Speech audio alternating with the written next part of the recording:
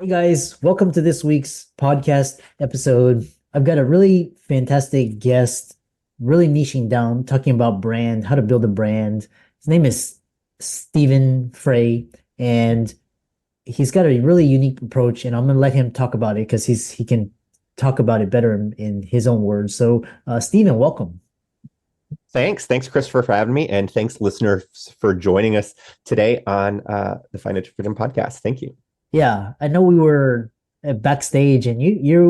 What's interesting is you have a lot of interesting words. You have your adorkable brand scientist next door, ready to help your brand be a success. You also talk about some interesting concepts. So, kind of expand upon that and how you got started and what you do for clients. Yeah, absolutely. So when I describe myself when I'm on stage or introduce, I say that I'm the adorkable founder and chief brand scientist at Quantum Branding.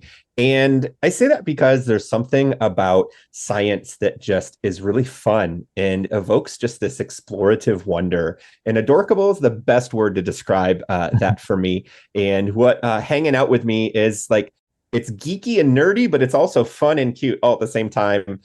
There may be an orange cat that hovers around me on this call. I don't know. So if you like cats and you like the color orange and you like science, hang out with me. And so, yeah, I help brands become authentic and memorable category leaders through the power of brand science. And that is what I've identified is the core of what helps fuel a successful brand's growth, sales, and marketing. And so I really love to help explain that through lighthearted and articulate insights and make it easy to understand how branding is the most important aspect of every brand's existence. So hopefully we can talk a little bit more about that today. And you, the listeners, can walk away with some actionable steps to find out how you can get help with right where you are and move yourself forward faster. So that's, I think, what we're going to be talking about today. I don't know. Yeah. So you have an interesting, you've coined the term brand science as the core of successful branding and kind of elaborate on what brand science is and how it differentiates from traditional approaches. Sure, sure. So most people are familiar with the terms marketing. They're familiar with the terms branding. What I'd like to do is I'd like to take a very functional approach and say, what is marketing? And if we look at marketing that says, don't remove the technology or the modality for a second, what is it doing? And it's literally doing, hey, do business with me. That's really what marketing is doing. So any of the marketing that you're doing, and then advertising, it's just marketing that's paid. You paid for someone else to do that for you. So you're paying someone else to say, hey, do business with them. So marketing is, hey, do business with me. And then branding are the distinctive elements that we experience from a sensory perspective: sight, sound, touch, feel, story, word, shape, color, music. There's several categories, but how we make memories is based on our senses. Literally, our brain is trying to make sense of the world around us. And we've even learned that some people are wired differently and they're neurodiverse. And so they may even experience them differently. But regardless, everybody is making sense of the world around them and making memories based on their experiences from their senses. So if we integrate those memories, how do we do that? With branding. So branding is the set of mnemonic or memory devices that we are creating within their category and for their brand to help make people think of you and your brand first. Yeah, I love that. And it's all what I love it's science. So, there's tried and true principles. There's a great book by Robert Cialdini called Influence, which kind of you can study brands and marketing and messages, and you can see each one of those components in their messaging. The next question is branding myths and conceptions, and you have what are some of the most common myths or conceptions about branding and marketing that businesses fall prey to, and how does your approach help in dispelling these myths? Absolutely. So most times when we are starting our business, we say, I need a brand. And then you're like, well, I'm going to create a brand. And here's the thing. It's not about who created it. It could be your nephew, it could be someone from church, it could be someone on Fiverr, it could be an agency, but there's typically this initial creation stage.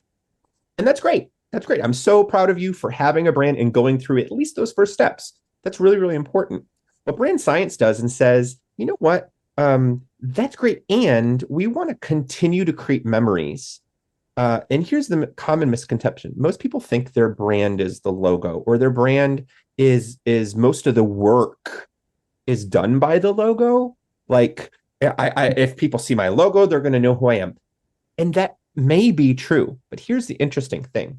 When you look at Fortune 500 brands, such as Coca-Cola, they have over 150 sensory brand assets of word, shape, color, story, sound, music, and character. They've got always Coca-Cola. They've got the shape of the bottle. They have the swooshy, of the brand mark itself. They have the motion graphics of how that unravels. They even have the polar bears and Santa Claus at Christmas. I think they even introduced a penguin. Then you have the archetype of the stories they're using, of the everyman, every day. They have the use of iconography that they're using, the color palettes of the products. At the end of the day, they have over 150 and counting.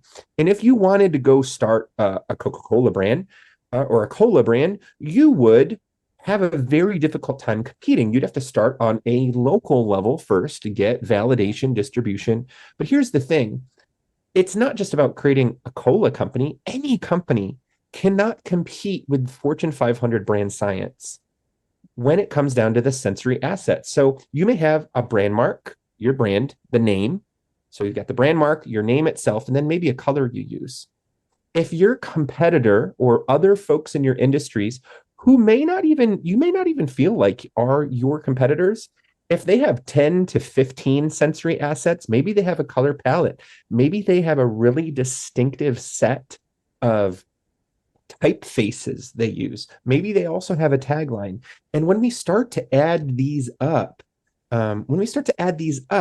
we find that this distinctive brand asset palette, it's just like Bob Ross. Like, you have a palette, like those little like circly shapes with paints on them. It's just like that. And every time you create a campaign or a new thing, you want to grab, here's our color, here's our brand mark, here's our photography. And these are assets that are distinct to you. If you only have 3 of them, you're going to have a really hard time getting traction in your industry. And here's why. Because the number one way to be top of mind in people's minds and to have mental availability is by having distinctive brand assets. So you may have done that a long time ago, but if you're not actively investing in creating more and refining those ones constantly and consistently, your brand's going to be dull, it's going to be forgotten, and you simply just don't have, it's almost like not having enough gas to go up a hill, or enough traction to go up a hill. You need enough traction to propel your brand in the mind of people every day. And so BrandScience teaches us about distinctive brand assets. It also teaches us about how to even create the optimized message structure for campaigns. So it gives us a way to cut through the fluff, make our marketing simpler, and make sure that we're top of mind with the right tools. Yeah. And what's interesting is when you were describing Coca-Cola, you can hear when you think of the brand Coca-Cola or like brand Starbucks, like McDonald's, you get this sensory feeling. It's kind of like when you're asked to recall it, it's like, it's like these yeah. And like talking about brand impact measurement, how can businesses effectively measure the impact of their branding efforts, and what metrics or indicators that are central to your methodology? Because, like smell and taste and touch, how do you quantify that? Sure. So what we find is like some of the assets, some of the things, like when it gets into the product, that's going to connect with experiential qualitative things. Like people are going to review your product. Oh, this is the orange creamsicleiest flavored candy I've ever had in my life. 5 stars. It's great. So you're going to get some of those qualitative feedback, which is important to create a feedback loop for the customer experience. But when we're talking about launching your brand, we have to go back to exactly how are we doing that and how are we creating those memories? Because we don't want to actually get into just yet the experience. Like we need to think that out. But initially, we need to have the assets because that's what they're going to utilize before they purchase. So they're going to have heard of you. A friend of you is yours is going to tell you about it. You're going to see an ad online. You're going to get coupons sent in the mail.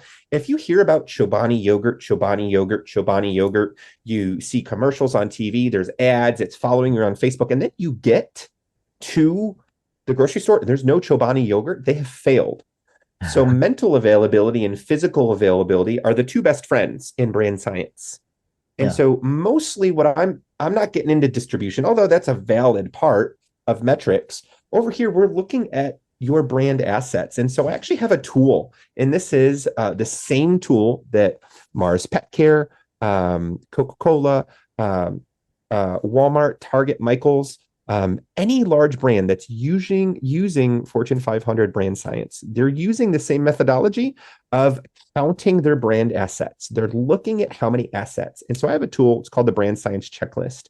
And you can check it out. It's bit.ly brand science checklist. It'll be in the show notes too. But this is really the starting point. You want to see how many do you have? How many are you starting with? And at the end of the day, your brand should have at least 15 to 25 to start. And in that checklist, we'll walk through and say like, okay, do you have a brand mark? Do you have a colorized version of that brand mark? Do you have a color palette? Do you have specific colorized colors that you use for your products that would be, noticeable? Do you have typefaces? And so when we're working through this checklist, we're going through each category, and basically you want 2 or 3 here, 2 or 3 here, 2 or 3 here. And the goal is then we identify which one of these are worth investing in. And we need to ask ourselves, when people see this color, does it remind them of a category? So when you see Pepto-Bismol pink, does it remind you of Pepto-Bismol? Or does it remind you, oh, no, that's Barbie pink? So sometimes there's a color that may be used in multiple categories, but if customers see it in your category, they understand what it is. We know that yellow may mean lemon if we're talking about fruit flavors. But we know that yellow may mean stained teeth if we're talking about the dental industry. So color theory is not universal. It's cultural and it's contextual. And the goal is to first sit down and count how many assets we have, and then ask ourselves, do these make us think of a category? Do these make us think of our competitor? And can I uniquely use them and people associate them with me? And that's the first starting point, is doing the brand assets checklist and asking those 3 questions about the category, the competitor, and if they are distinct to me. And the goal is for you to have the most famous and distinct assets that represent you. So that way you truly are distinct and people remember you. Yeah, I love that. Kind of round it out with just kind of some success stories, brand science in action, and how can people find you and follow you and pick up Absolutely. more. Absolutely. So we're going to put some links in the show notes. I have a link tree that you can click on, and you can check out the brand science checklist as well as find out more about the Brandpreneur program. That's a 10-week program to help you understand the foundations of brand science and walk away with a brand plan. So you may be feeling stuck and worried that you don't know how to implement some of these things on your own. And so when you're going to service providers, you don't know what to ask for. This is going to get rid of that and help you understand how to move confidently in your brand's future. And to round this out with a success story, whenever I work with brands, what's interesting is the brand science is the same. I've worked with over 150 major brands in 65 different categories. And what's always the same is people. And people always have minds, and those minds, for the most part, work the same. And so there was an author, and she was also she just finished her PhD. She was doing some speaking. She was the leading practitioner in her field.